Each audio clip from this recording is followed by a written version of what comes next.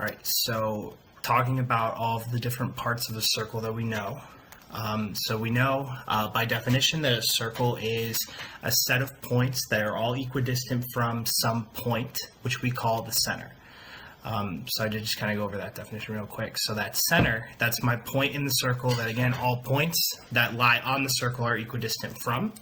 So we have all these different parts of the circle.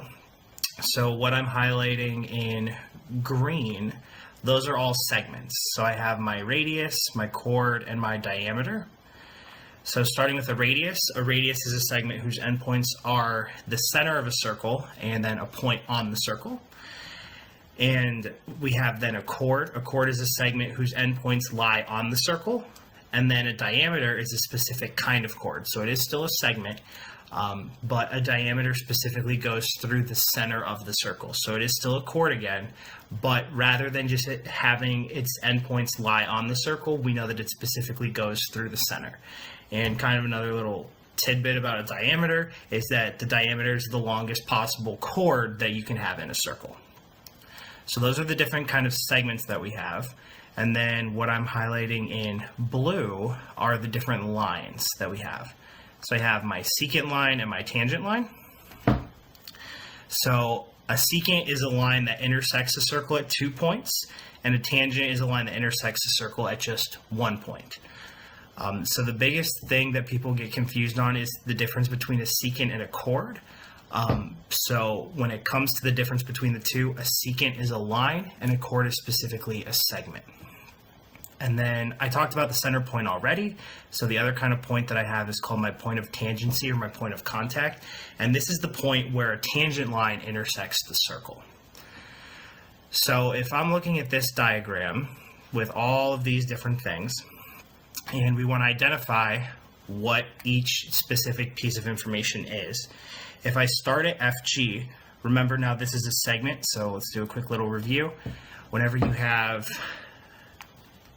something with a bar over it, just a straight bar, that means we're talking about a segment. And then if it has 2 arrows over it, this means that we're talking about specifically a line. So I'm talking about segment FG. So segment FG is from point F to point G. So that is, again, a segment, and its 2 endpoints are on the circle, and it goes through the center. So FG is an example of a diameter. And going on to the next one, we have line JK. So line JK is this line right here. And that is a line that intersects my circle at exactly 1 point, in that case, point I. So that line is an example of a tangent line. All right, and then going on to the third one, we have segment IH. So if I look at IH, segment IH is on, or has its 2 endpoints on the circle, but it does not pass through my center point. So in this case, this is a chord.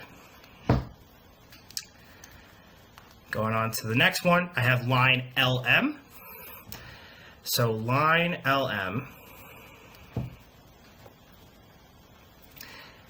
that is my secant line because it is a line that hits that circle at exactly 2 points. So that's an example of a secant line.